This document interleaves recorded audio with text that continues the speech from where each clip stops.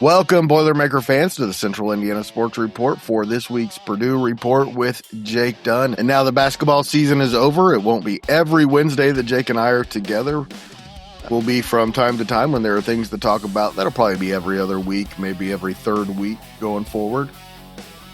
What I wanted to say out of the chute was all this transfer portal stuff is kind of nauseating, and the fact that it's almost not affected Purdue basketball at all just makes me feel so good about this program. Yeah, we learned here this week that Omer Meyer is confirmed coming back for his sophomore season. That was not that there was really much of a doubt that he would leave, but it's just nice to have that confirmation for him. It seems like it's always kind of been at the very least a 2-year plan. And I said, Jake, on my daily show, Greg and his friends talk sports, everybody, on Tuesday, that I think he'll become their go-to scorer now. I think Omer Meyer was made to be a go-to scorer, and he wasn't quite able to do that last year. I'm really excited to see him kind of take over here. Braden Smith, obviously a great player, going to be very hard to fill his shoes, but he was a facilitator that could score. I think Omer Meyer is more of a scorer who can also facilitate. Yeah, I think that would hopefully carry Purdue into some success here in the postseason. Caden Pierce, we obviously talked about him and kind of what he brings to this team. Coming from Princeton in the transfer portal. He was officially signed this week, and walk-on Aaron Fine. He has entered the transfer portal here. He's a guy who came to Purdue because he really wanted to learn under Matt Painter. He can definitely play at the mid-major level and probably do pretty well at the mid-major level. But he is entered the transfer portal, but is still keeping the option open to returning to Purdue. So it'd be interesting to see what happens with him. I think he's pretty valuable on the scout team. Seems like a really great kid as well. So if he does leave, obviously that would be sad, but wouldn't. It's nice that nobody who played big minutes has left Purdue. Yeah, it's so rare. It's incredibly rare. IU, the entire team, has practically left. Michelle sent me a text today that Texas's women, 3 players in their starting lineup, are leaving after going to the Final Four 2 of the last 3 years. It's just insane. Yeah, and it's just, I feel. I don't know if I'd be that interested in college basketball if my team was changing players every year.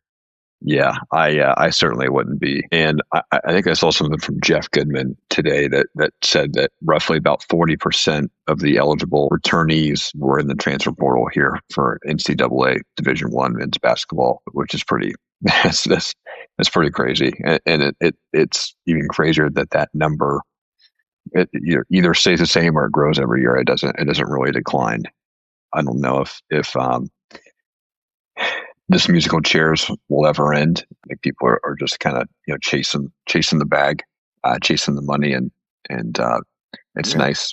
Purdue is very fortunate to have players like Zach Edey. He could have left for more money. Braden Smith, Fletcher Loyer, Trey Kaufman-renn, they could have left for more money if they really wanted to.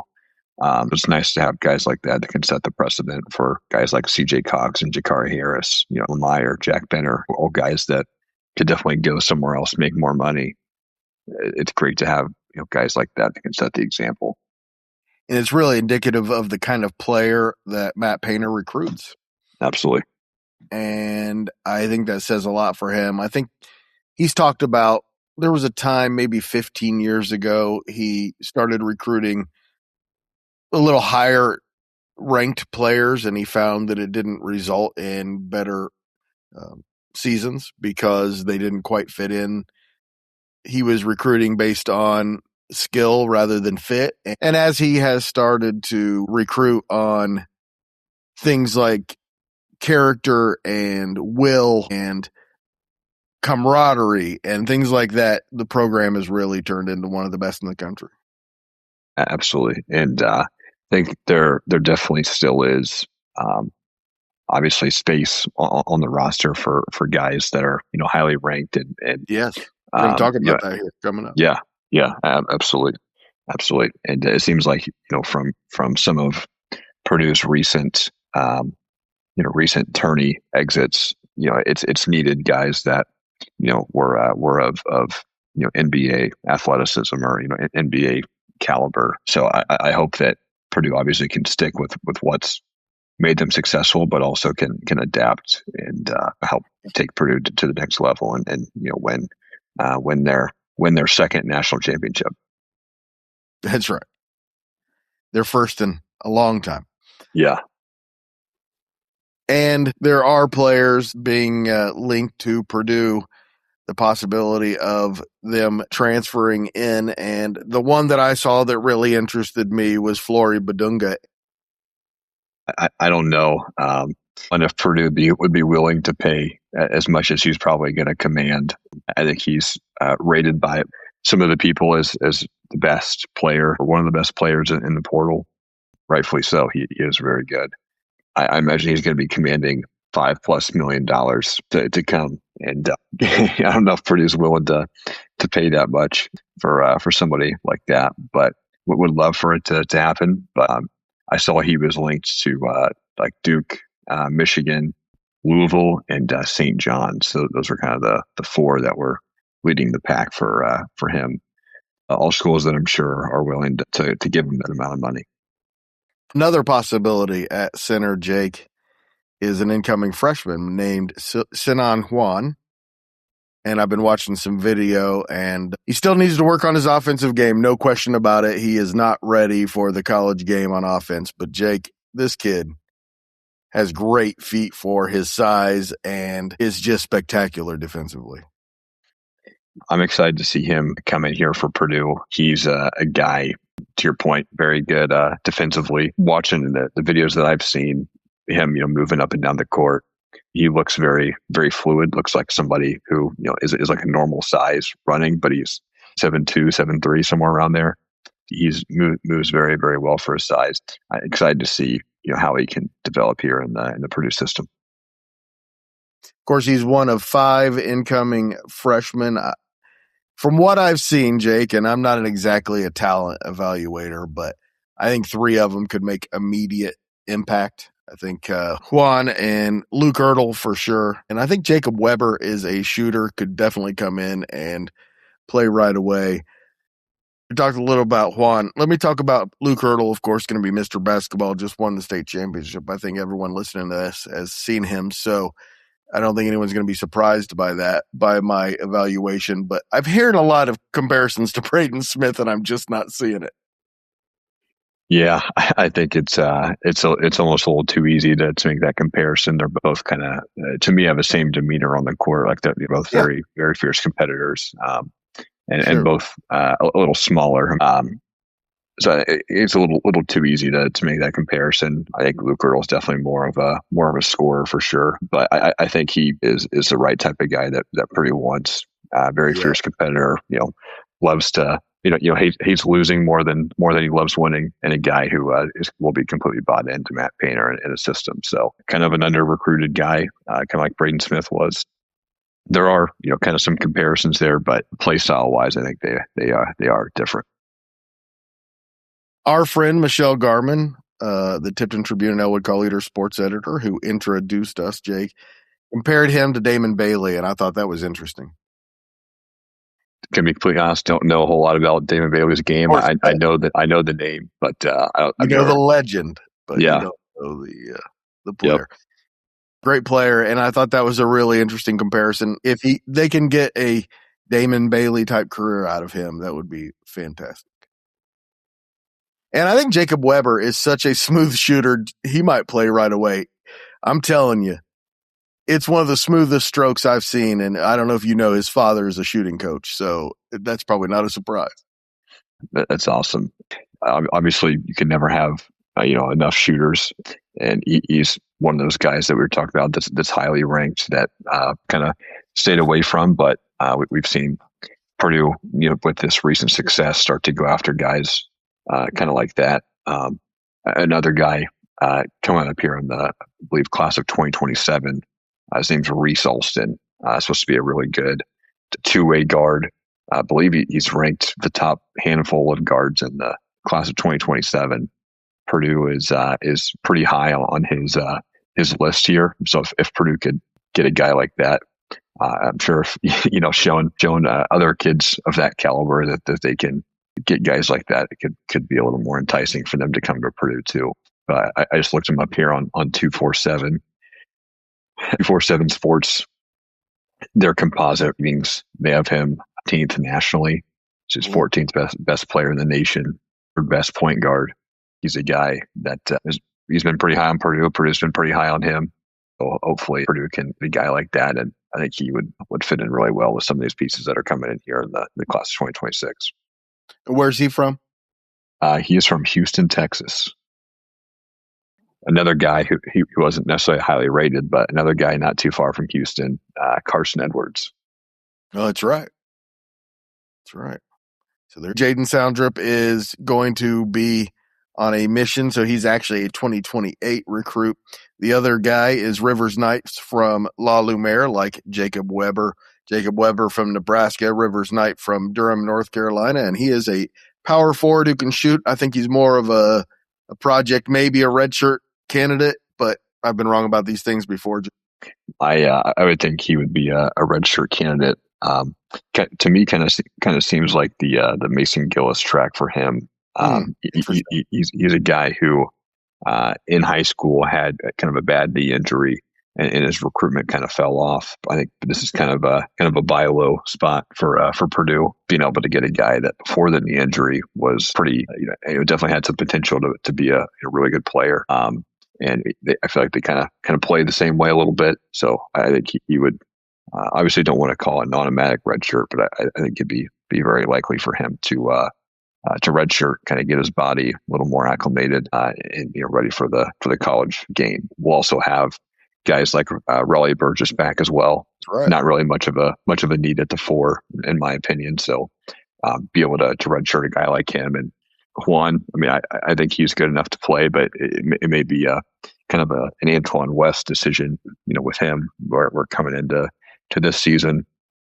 Yeah. Antoine West at a lot of places probably could have played good minutes, but I think it makes more sense long term maybe to redshirt him, and Matt Painter always leaves the decision up to the player. So maybe a redshirt, for him as well. But he's definitely good enough to play, especially if Purdue can't get somebody out of the portal here at the 5 position. But I hope they do, because they need somebody to fill Oscar Clough's position, because it doesn't sound like he's going to be coming back. And Juan's offense definitely needs a year of seasoning. No question about it. Not a lot to his game offensively, but man, his feet are so good that he can develop that game, and nobody's better than Brandon Brantley and Matt Painter at doing that. So pretty exciting.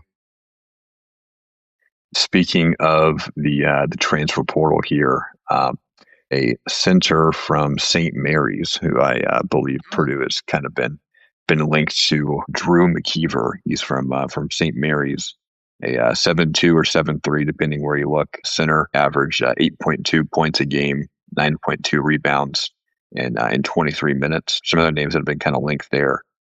Arizona State, which I believe that's where his coach went. So he may follow his coach at St. Mary's, but Cincinnati, Iowa, Marquette, Ole Miss, Purdue, and UConn, and Michigan also sounds like they're in the mix. So certainly be some competition there, but from what I've read, pretty much a beast on the glass. Not much of an offensive threat, but there's certainly a rebounding void on this team with Oscar Clough. And I'm sure being that size, you kind of naturally are a deterrent at the rim and a good shot blocker. But having 3 7-footers on the team, that seems like it'd be pretty Purdue-esque yes. to have that many. It'll be interesting to see what Jacobson does in the offseason, because he needs work as well. Yes, he does. I think he definitely can be a really good player on both sides of the ball. So I'm excited to see his development, and I think if he is a 4-year player, I think his senior year he could be pretty special. All right, Jake, we're going to talk about some Purdue football here in just a second, but also want to talk about the Purdue women's program. Lost 7 players immediately to the transfer. Actually, 8 players gone. And like the men's team, The Purdue women will be starting from scratch, of course. Madison Layden-Zay also lost to graduation. So McKenna Layden is about all that's left.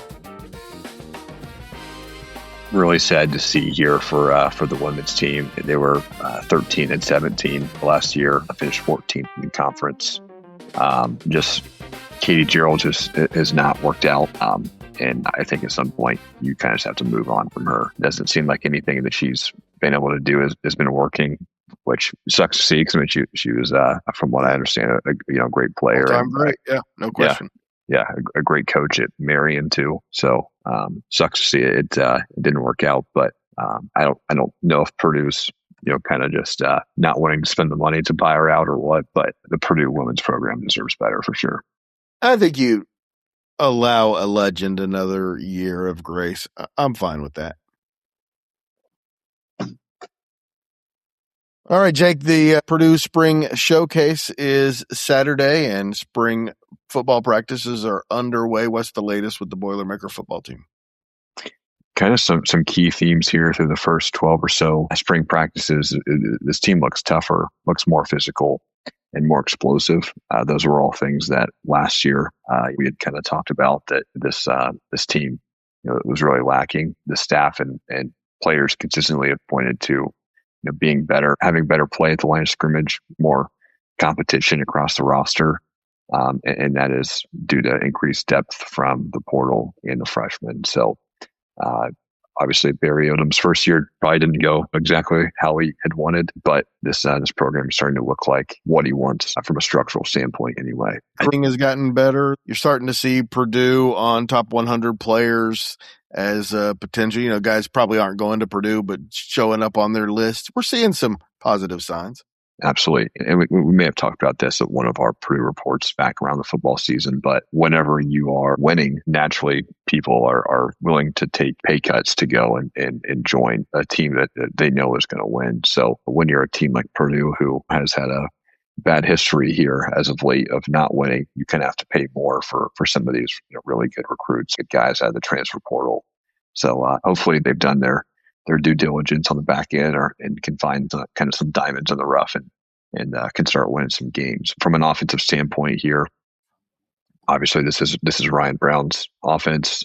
Purdue did not bring in anybody in the quarterback room to really compete with him. He has added 13 more pounds. He's up from 205 up to 218. He's looked more confident in the pocket, throwing the ball with a little more velocity. He's fully practicing after his I think it was a dislocated shoulder last year.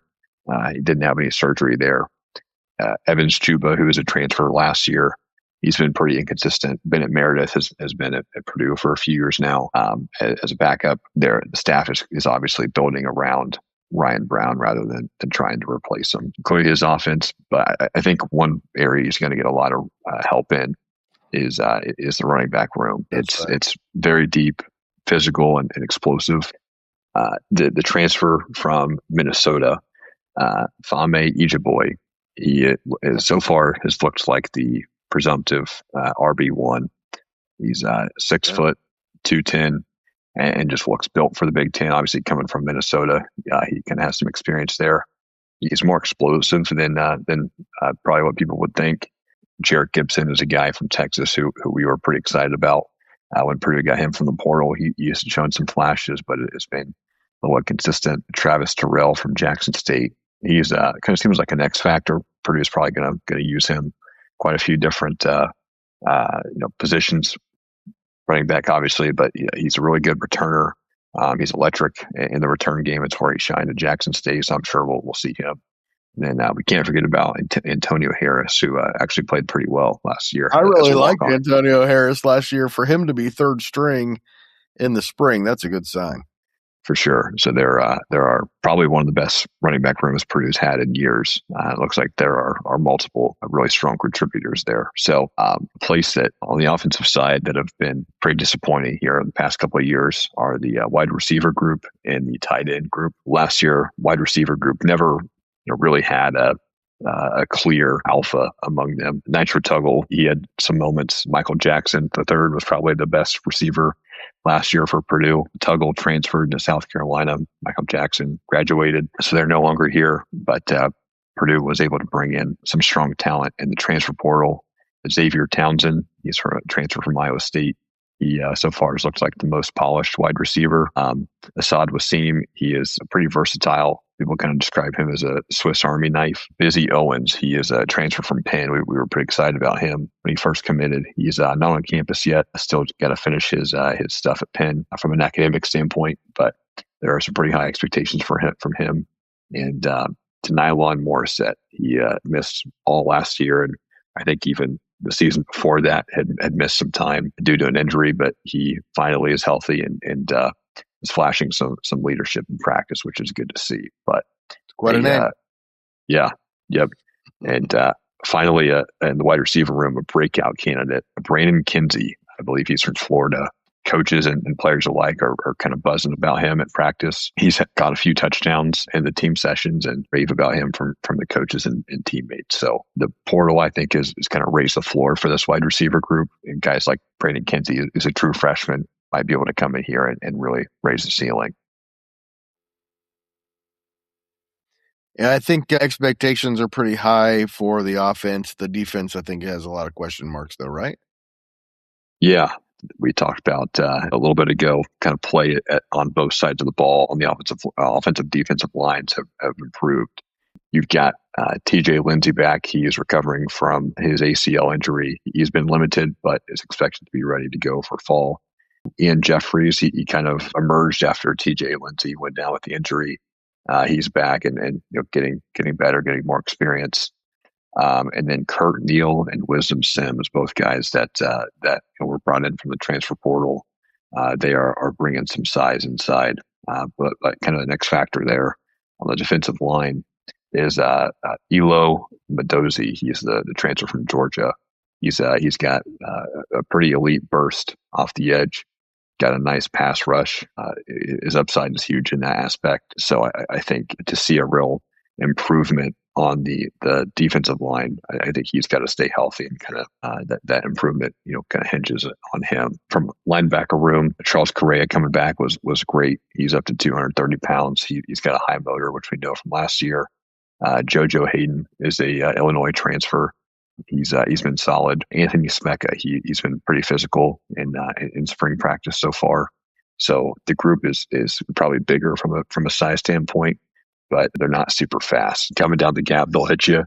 But the sideline speed is still kind of in question there, which turns us to the secondary. Well, a couple of people that are kind of slated to kind of emerging here at the top. For the cornerbacks, Don Saunders, who's a transfer, Haduri Hines, who is a guy who's been here through the Ryan Walters era. Safety spot, Jaden Mangum, he's a guy who came in from Michigan to transfer this past season. And Smiley Bradford, who also was part of the Walters regime. But Don Saunders, the Utah transfer, he's a 6'4" corner with length. He's got really good ball skills. Coaches are saying he makes plays every day. We've also added Mr. Clark, which we talked about. He's got a really, really cool name. D. Newsom and Justin Denson. They've added some depth here for this room. And they look a lot more athletic, obviously deeper. And they've got some legit upside here. So defense looks improved. Offense looks, improved for the most part. So hopefully Purdue can come out here and win a couple more games than they did last year. Thank you so much for the double podcast. I'm going to give you next week off. All right. Sounds good. Well, I'm always here if you need me. Well, we may need you. You never know when someone's going to come out of the portal to Purdue. Check in. Jake will be back often on Wednesdays for the Purdue Report, and I'm sure he'll join me for Greg and his friends talk sports when there's Purdue news. Absolutely. Boiler up.